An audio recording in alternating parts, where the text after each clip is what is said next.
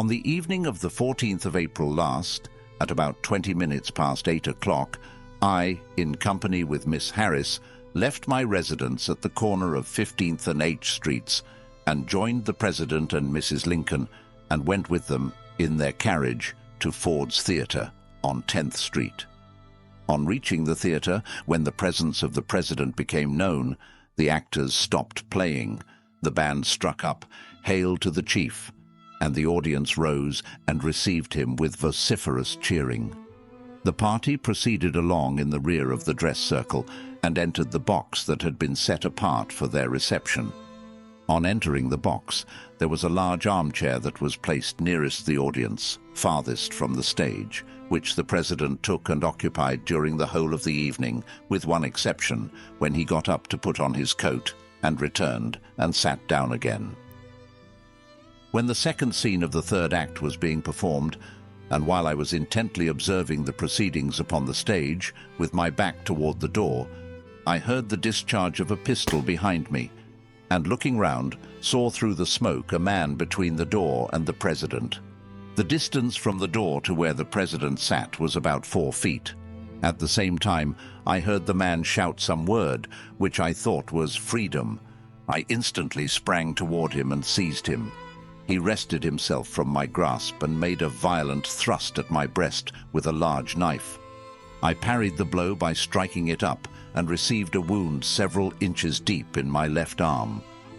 The man rushed to the front of the box, and I endeavored to seize him again, but only caught his clothes as he was leaping over the railing of the box. The clothes, as I believe, were torn in the attempt to hold him.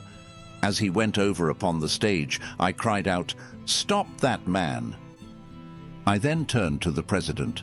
His position was not changed. His head was slightly bent forward, and his eyes were closed. I saw that he was unconscious, and, supposing him mortally wounded, rushed to the door for the purpose of calling medical aid. On reaching the outer door of the passageway, I found it barred by a heavy piece of plank, one end of which was secured in the wall, and the other resting against the door. It had been so securely fastened that it required considerable force to remove it. This wedge or bar was about 4 feet from the floor. Persons upon the outside were beating against the door for the purpose of entering. I removed the bar, and the door was opened. Several persons who represented themselves as surgeons were allowed to enter. I saw there Colonel Crawford and requested him to prevent other persons from entering the box. I then returned to the box and found the surgeons examining the President's person. They had not yet discovered the wound. As soon as it was discovered, it was determined to remove him from the theatre. He was carried out, and I then proceeded to assist Mrs. Lincoln, who was intensely excited, to leave the theatre. On reaching the head of the stairs, I requested Major Potter to aid me in assisting Mrs. Lincoln across the street to the house where the President was being conveyed.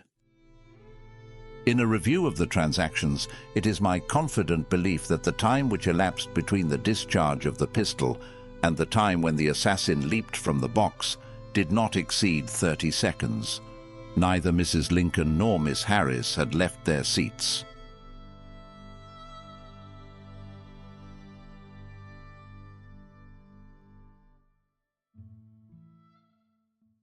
The President had been carried across the street from the theatre to the house of a Mr. Peterson. We entered by ascending a flight of steps above the basement and passing through a long hall to the rear, where the President lay extended on a bed, breathing heavily. Several surgeons were present, at least 6, I should think more. Among them I was glad to observe Dr. Hall, who, however, soon left. I inquired of Dr. Hall as I entered the true condition of the President. He replied the President was dead to all intents, although he might live 3 hours or perhaps longer. The giant sufferer lay extended diagonally across the bed, which was not long enough for him. He had been stripped of his clothes.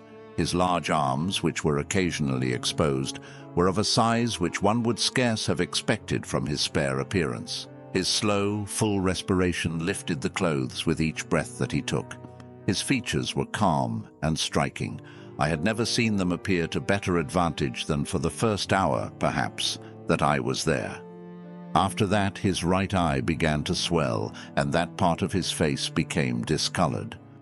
Senator Sumner was there, I think, when I entered. If not, he came in soon after, as did Speaker Colfax, Mr. Secretary McCulloch, and the other members of the cabinet, with the exception of Mr. Seward. A double guard was stationed at the door and on the sidewalk to repress the crowd, which was of course highly excited and anxious. The room was small and overcrowded. The surgeons and members of the cabinet were as many as should have been in the room, but there were many more, and the hall and other rooms in the front or main house were full.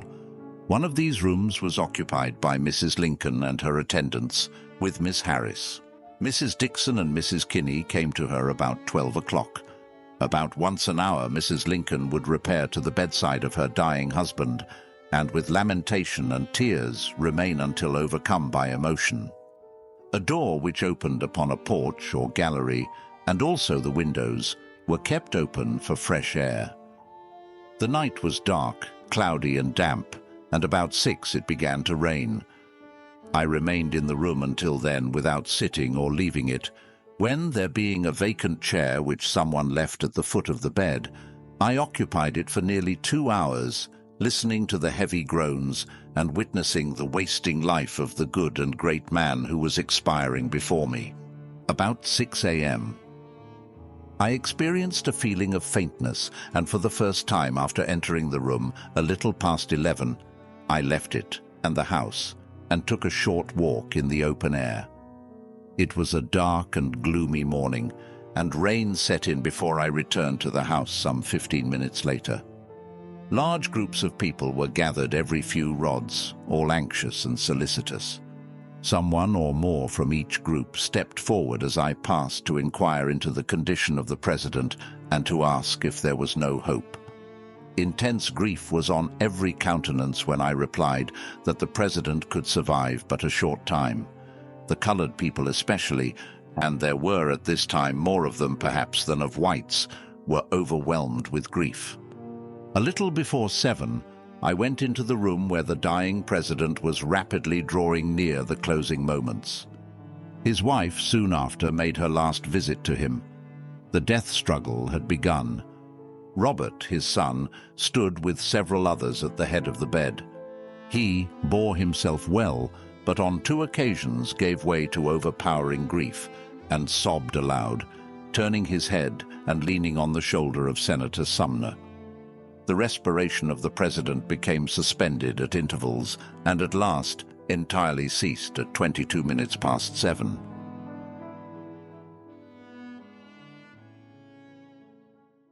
Coincidentally, exactly 47 years to the day, April 15, 1912, the Titanic sank after the events of Lincoln's assassination. We have an eyewitness account of a Titanic survivor if you would like to hear of what took place to them on that night.